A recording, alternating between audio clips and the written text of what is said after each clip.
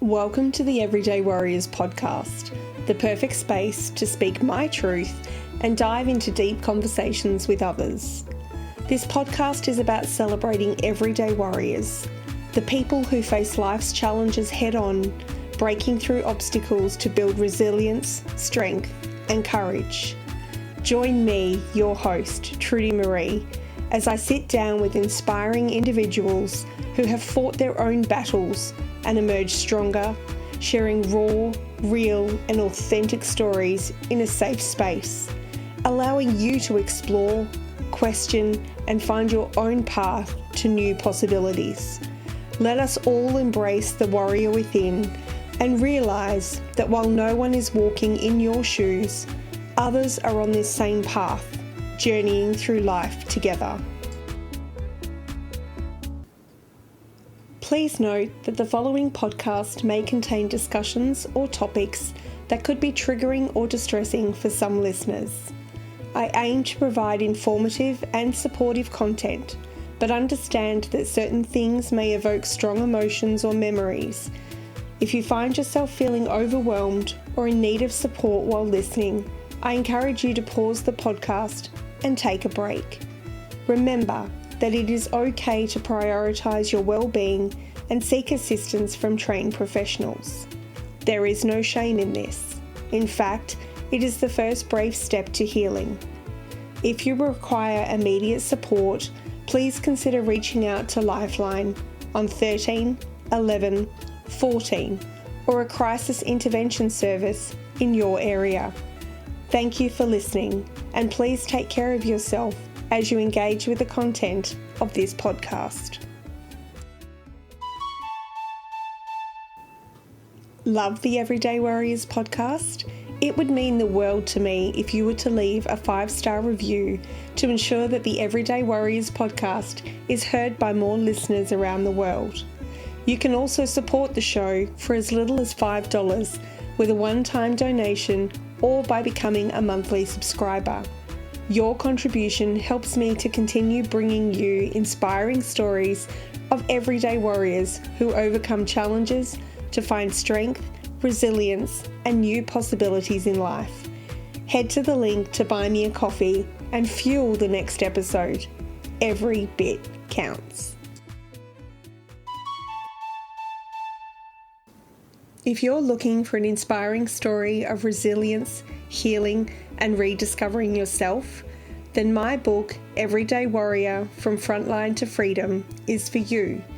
It is my memoir of hiking the 1,000-kilometre Bibbulmun Track, a journey that was as much about finding my way back to myself as it was about conquering the trail, through the highs and lows and everything in between.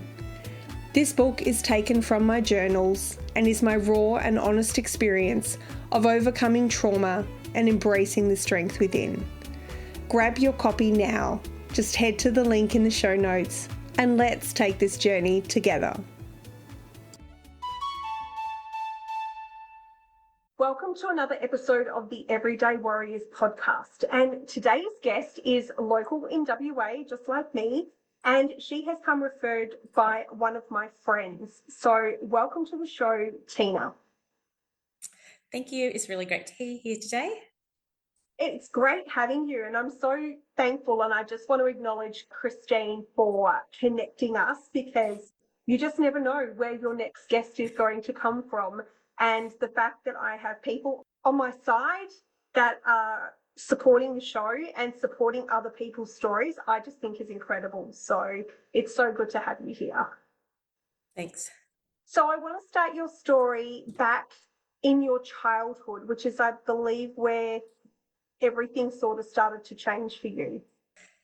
Yes, so I try not to get emotional because it is a really difficult story to share. I only really started sharing it a couple of months ago. So no one, apart from a couple of people, have heard this story. But it really started when I was 10 years old. So I was at my nonna's farm. I'm from an Italian background. And so I was talking to two of my aunties, and I was a kid, so I must have said something along the lines of, oh, I'm really skinny or something. And one of my aunties turned to me and said, Tina, it's because you've got worms, and when you get older, you're going to get fat. Oh, wow.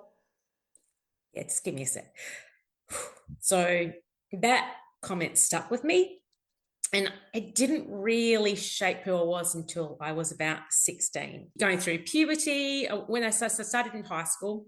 But I went to an all-girls school. So that's when I started to really think, wow, I'm different from everyone else. I feel different. I look different. Coming back then, being Italian, having the hairy legs and being teased for that. So that's when I really started thinking there was something different with my body. But nothing really happened after that for a couple of years until I turned 16.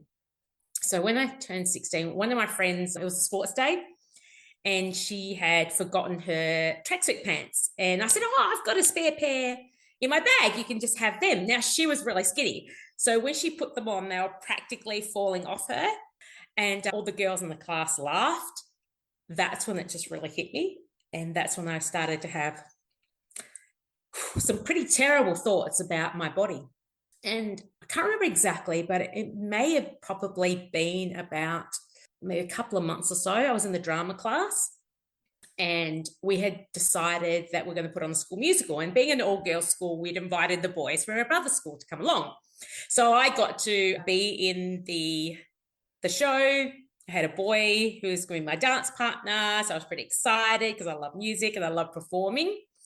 And one day I was running late to rehearsal. And as I was in the wings about to step out on stage, I heard my dance partner talking to another girl.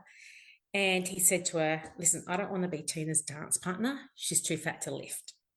And I can't tell you exactly the thoughts that went through my head at that time hearing that. I just know that something inside me died that day and I just stopped eating.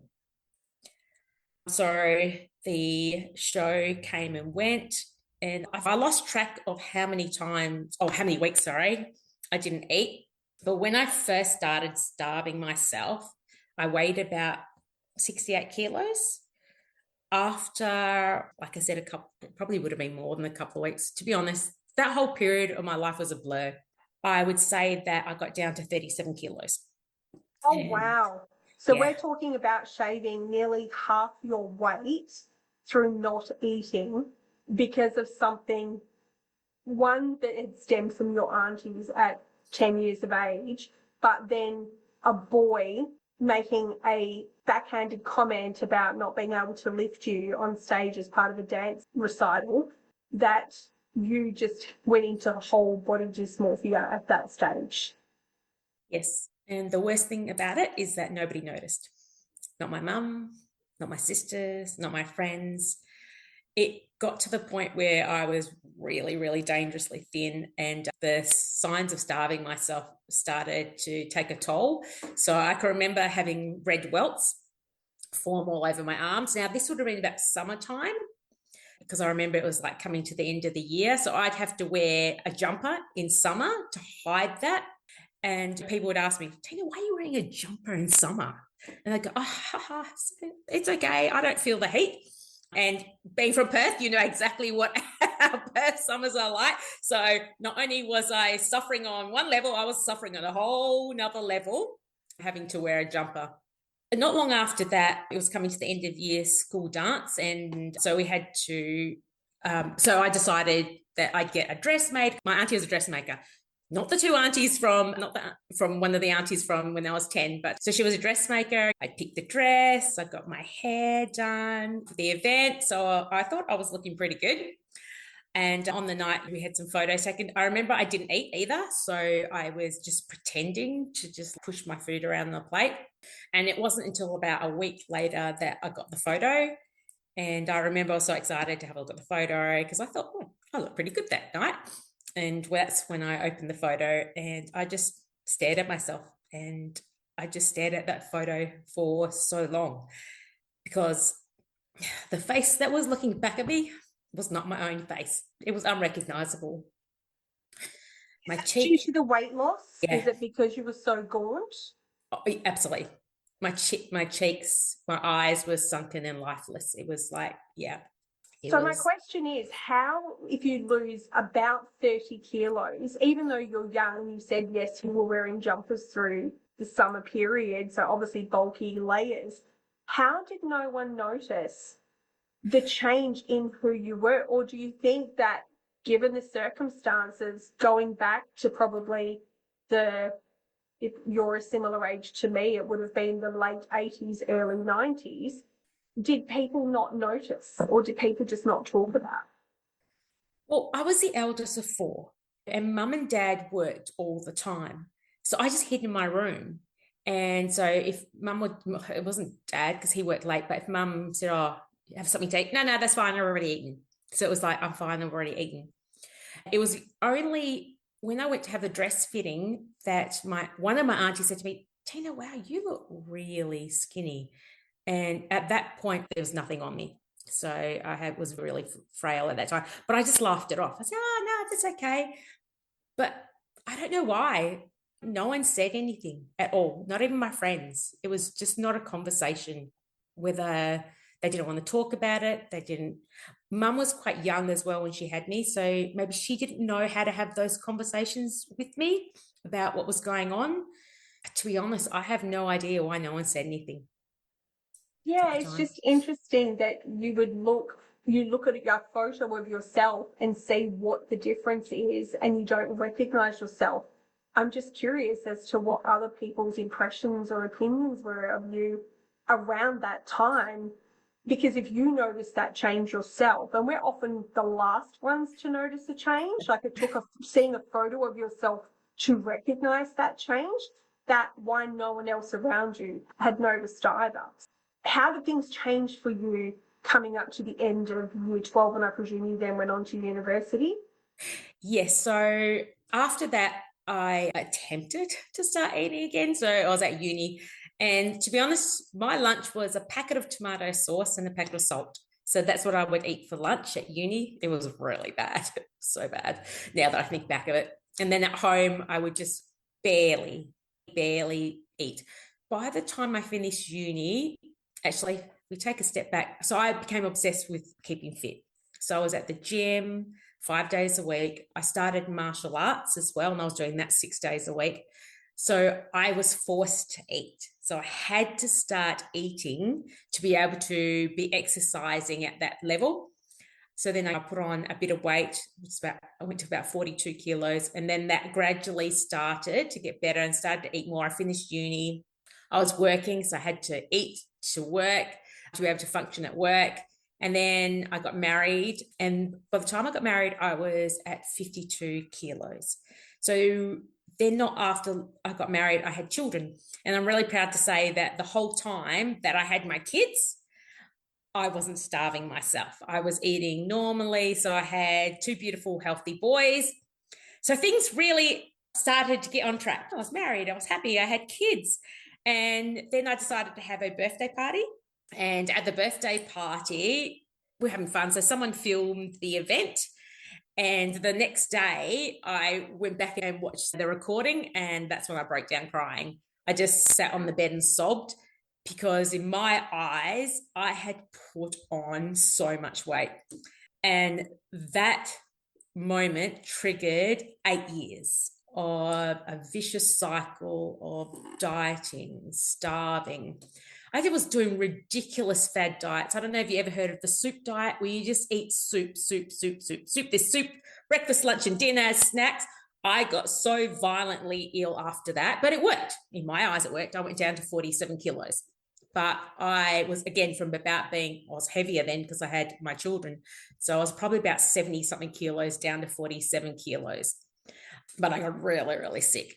And I couldn't function having two little children at that stage doing that. So I thought, what am I going to do? I can't starve myself. Because after I recovered from the 2 weeks, I started eating again. If you eat again, you know what your body does, puts on weight. So I started to panic. I don't want to put on this weight again. What am I going to do? But I can't starve myself. Got two little kids to look after. So I thought I'd come up with a brilliant idea. I would live off 5 cups of coffee a day. That was my fuel for weeks and weeks and weeks. I had 5 cups of coffee. I was jittery. I was a nightmare. It was a mess. I was barely being able to look after myself, my kids. And not long after that, my marriage fell apart and I became divorced. So life was not looking very good for me at that stage. I just want to take you back because just hearing you say that, like you went through this 8 years of struggle. So you were underweight to begin with, going through uni if you were living off tomato sauce and salt. And then you decide to become very health conscious, but in a good way or a positive way because you're doing your martial arts in your gym. And so you're forced to, you eat, but your physique is matching what you're currently doing. You get married and you have 2 children and you're very healthy during both pregnancies and initially postpartum.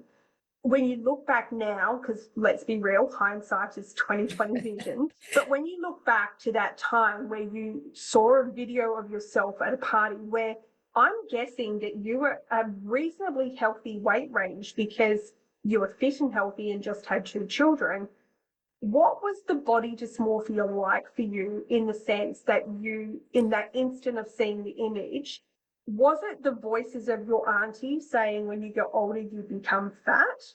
Or was it just the fact of this postpartum baby weight that sent you on this downward spiral of resorting to 5 cups of coffee a day to maintain your weight?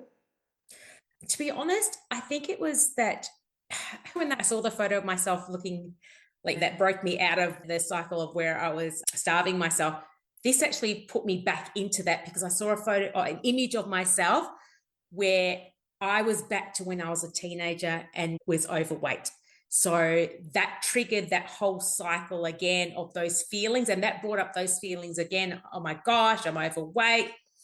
I don't want to go back to being like that again because I ended up putting on quite a bit of weight after my second child. So he was quite a large child. So that then triggered that whole cycle again of I can't be like this. What am I going to do?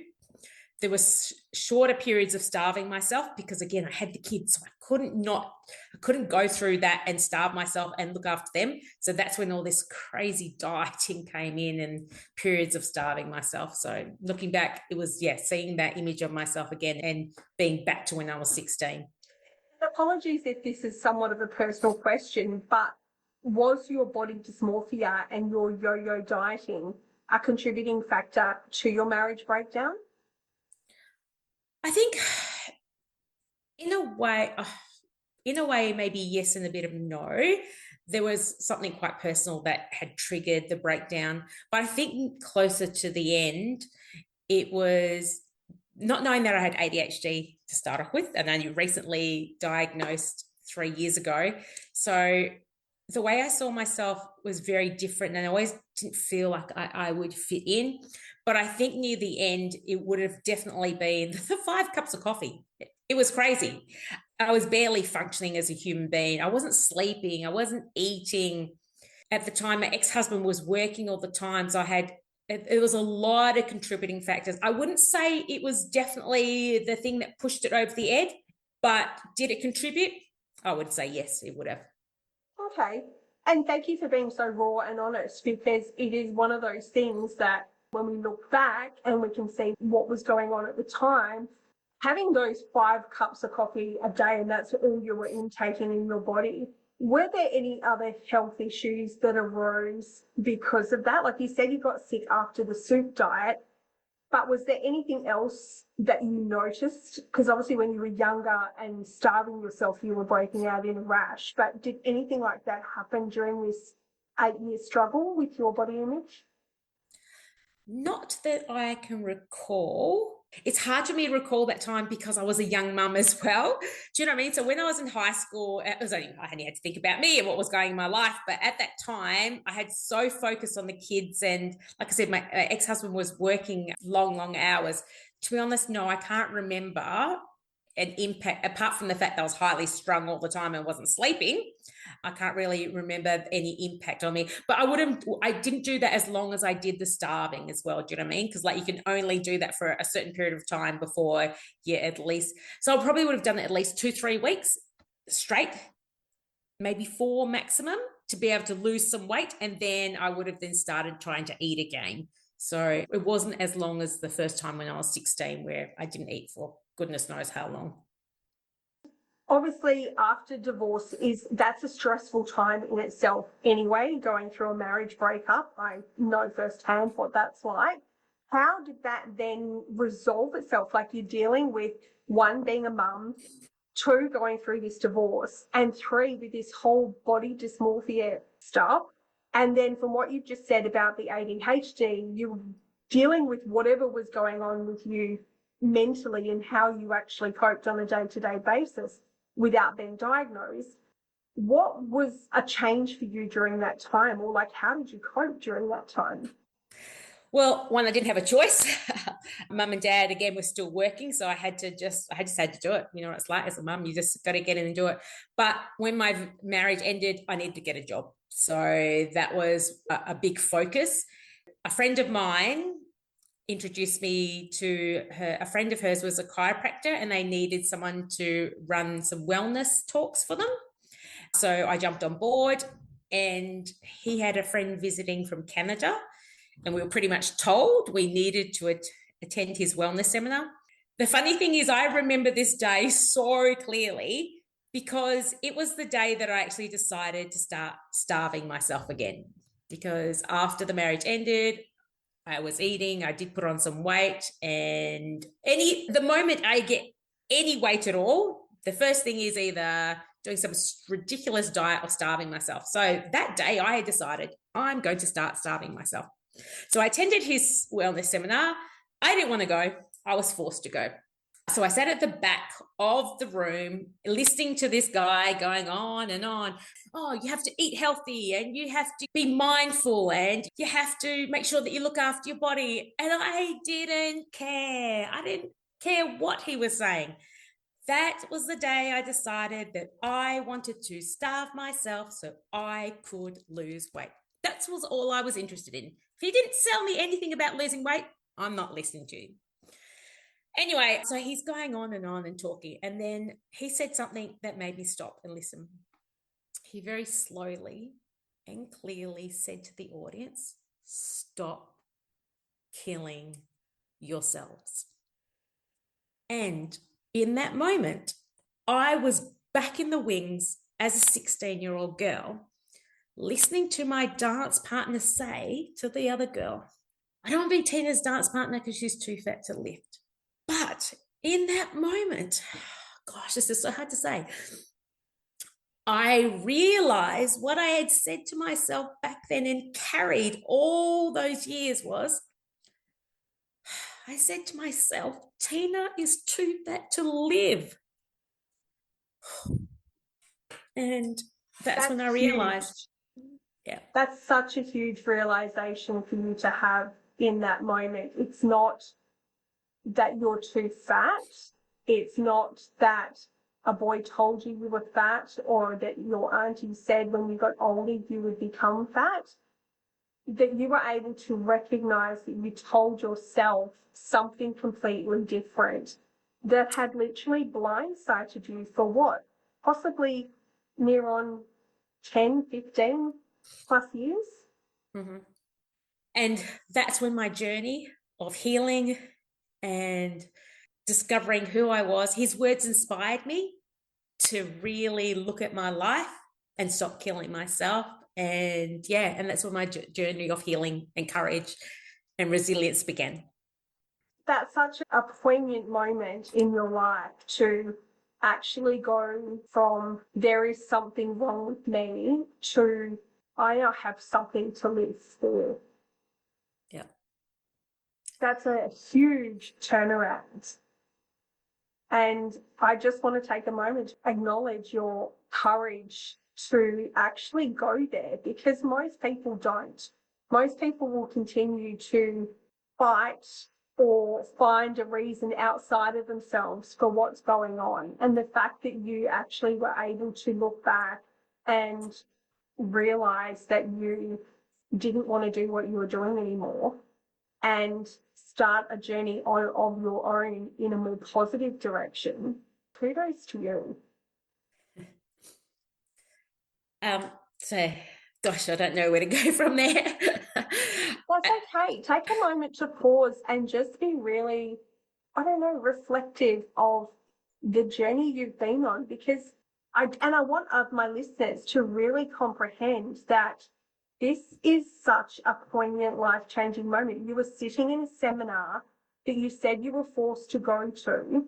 You said that you were going to starve yourself. And unless he had something to share about how you could lose weight and inside of starving yourself, then you didn't want to listen to him.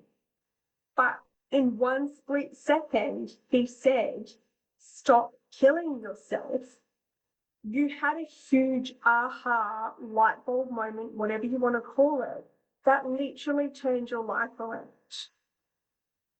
Yep. So how did you move forward from there? What were some of the steps that you took to actually start looking after yourself and moving forward? Oh, so life's like took on a different meaning for me then. So I really wanted to discover my authentic self. So I started to do things that really resonated with me. And again, still not knowing about the ADHD, but be fully expressing myself. Because if you have ADHD, you mask who you are. So I started singing and performing. I never thought I'd get back on stage ever again. And I actually performed in Baltimore, USA in 2014, singing with the chorus. I got myself back into healthy sport, not obsessive sport. And it's actually been 15 years. This year I've been at the same gym. It's like a chamber fitness. It's like a CrossFit gym. And then I wanted to reconnect with doing things for the community. So I was a volunteer at Radio Lollipop. And gosh, I've got so many stories about how that changed my life, having to show up and be myself to inspire the kids and have fun with them. So I had to leave behind the scared Tina and be the fun-loving and entertaining person. I love that, because I too, back in the day, was a volunteer at Radio Lollipop. And it's one of the most beautiful, vulnerable experiences where you just put yourself outside of who you are and show up 100% authentic, because you're with kids and they're not as judgmental as we are on ourselves. So I just wanted to share that, because I totally get what that experience is like, having been a volunteer with Radio Lollipop. And kudos to anyone who does that, because it's such an incredible experience. Yeah. But then life took a bit of a different turn. So I still love volunteering and miss that. So for 3.5 years, I've been a St. John ambulance volunteer, which is completely different, but again, it's helping people. I've always had this thing inside me where I just wanted to help and inspire people. So I'm still continuing to do that. The biggest lesson I found, and I think that really got me through this whole thing, is that I needed to understand one crucial part that was missing after I actually became a reconnective healer. So I was doing all these amazing things to get me through life. But the big piece for me that was missing was kindness. And so kindness is powerful. And it wasn't kindness to others. It was kindness to myself. There was so much toxic self-talk. There was so much self-harm. There were so many things that I still continued to do to myself, even though I was on this journey of recovery. I hadn't fully healed how I spoke to myself. And to be honest, every single day, even to this very day, I still have those thoughts that pop in my head.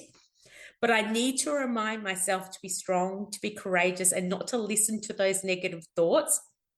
And I get to choose. So that's what I've decided. I get to choose whether or not I'm not starving myself anymore. I'm not talking to myself anymore like that. My life's not perfect. And I can tell you, like I said, I still have those moments where I think I want to get back into those old patterns. But I choose every day when I get up to have a better life for me, for myself, for my family, for everyone. So kindness was the last little piece to the puzzle that helps me get through with my recovery. I think it's such an important piece of the puzzle to acknowledge and take responsibility for, because honestly, if we spoke to other people the way we speak to ourselves, we would be shot down in public every day of the week because we are our own worst judges. We are self-critical.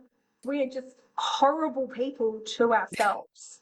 And once you can start to internalize the kindness and speak more positive about yourself and see yourself through a different lens and really look in the mirror and love who we see, then that's a whole turning point in our lives to actually just own who we are, the good, the bad, the ugly, as I say. Yeah, and that's so true because life is hard. Every single day it's hard, and I get to choose how I see my life. And it's funny that you said that you got to see yourself in the mirror. Ages ago, I was talking to a friend and she was watching her granddaughter looking at herself in the mirror. And she was smiling and laughing and kissing her own hand. And it just made me think, when did we stop doing that? And why did we stop doing that? It's pretty sad. So I think we all need to be like the kids, get back to it. And like you said, look at yourself in the mirror with that self-love. 100%. And what are some of the things from a health and fitness perspective as far as your dieting and your eating or healthy eating and your physical exercise? What sort of things do you do now that are way more positive than the yo-yo dieting, the overexertion of physical activity? Well, like I said, I still CrossFit, which I absolutely love, but that's more about community because I've been there for 15 years. My coach says to me, Tina, don't ever stop being you. So it's a safe place for me where I can be that true, authentic self. I'm going to be really honest with you about my eating. I think I did a lot of damage to my body through the coffee and the extreme dieting. So I have extreme issues with eating food and getting sick, but I'm working with a naturopath at the moment. And the only thing that was working for me is eating raw food.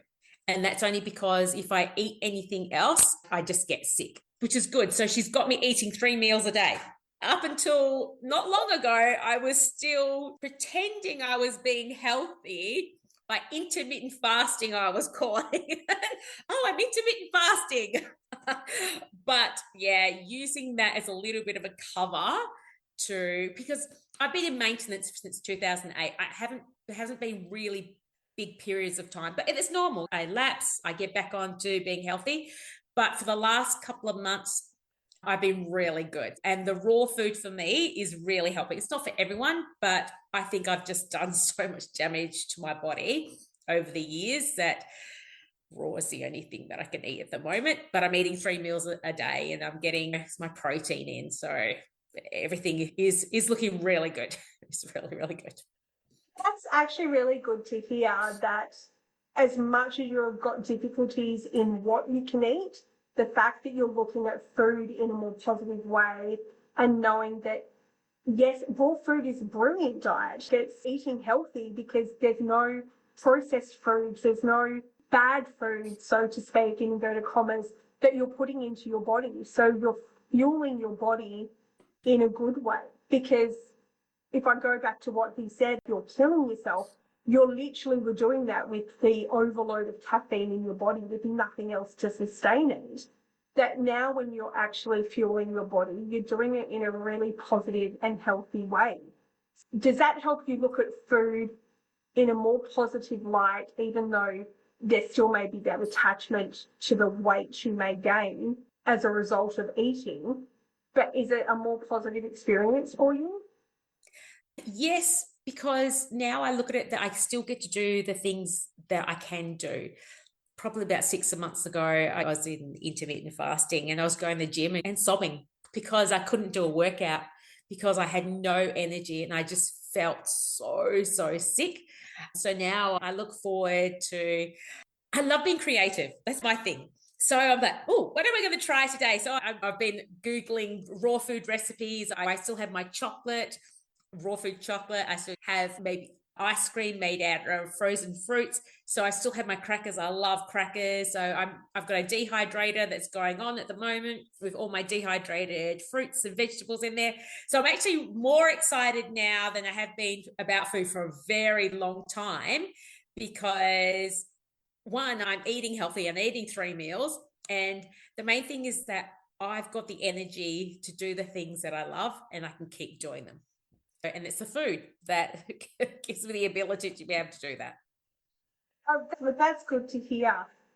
The other question I have is, how has this impacted, one, your boys towards food, like their relationship with food, and secondly, your relationship with them inside of this journey that you've been on? Oh, that's a really hard one to answer. I think my youngest son is okay, but my eldest son probably has been impacted by that and the divorce. Yeah. I think he uses food as comfort to be able to deal with going through the divorce and a lot of things that happened when he was younger. Whereas my youngest one is okay. So he's good. But yeah, I would say that it's been hard on him. Yeah. And do you think that now that you've come to this point in your journey where you're starting to recognize all the things that have gone on and the patterns and how they have to change and how to live a better life, that you now have a comfort level to be able to have those hard conversations with your sons? I haven't even told my parents what I'm going through. So I'm thinking that probably soon I'm going to have that conversation. But I've kept this hidden from everyone. My partner that I've been with for 6.5 years only recently found out that I had an eating disorder. So I kept that hidden from him as well. I don't think I'm there yet to have that conversation with them. I will, but I think because it's so raw at the moment and I have just found the courage to even share it, that there's probably a little bit of little bit of healing I need to do with myself before I can have that conversations with my boys. And I'm being really honest here. And look, I totally get it. And part of that healing and part of that vulnerability in leading you towards those healthy conversations is actually being here on the podcast and sharing your story so vulnerably. Because one, not only is it going to help a potential listener who may have their own issues with body dysmorphia and their approach and relationship with food, but it's also going to give you an opportunity to be able to tell your story so generically, so open-handedly, where people can actually just listen and you don't have to keep retelling your story over and over and over again, because that brings up a whole myriad of emotions and things that, whereas people can hear your story via the podcast and then can come back to you and just ask questions where they feel like something is missing. So I think this is a really beautiful way of sharing vulnerably and then being open to what happens afterwards and having those conversations down the track. Sounds good. I didn't think of it that way, but that's probably great. Say, hey, listen to the podcast and then come back to me if you have any questions. I like it. Yeah, and sometimes the hard part when you've been through an issue is that you feel like, and I know even from dealing with my own healing journey through complex post-traumatic stress, is that I don't necessarily want to keep telling the same story over and over and over again to every different person I meet. And it was one of the reasons I did a couple of podcasts myself in the very beginning, was to be able to share my story and go, here it is. I don't have to keep retelling it. If you want to know more information, or if you want to know a little bit more in that area, then please come to me and I'll answer the questions. But there is almost like a level of safety and ownership in laying it all out and then leaving it up to other people on how they want to move on from there. I think it'll be a really beautiful clearing for you to move forward. I always think back to, if I hadn't attended that wellness seminar, I probably wouldn't be here today. And so that's what's given me the courage, one, to do the podcast, And this is something that I want to do with my life. Like this year, I thought there was just something missing.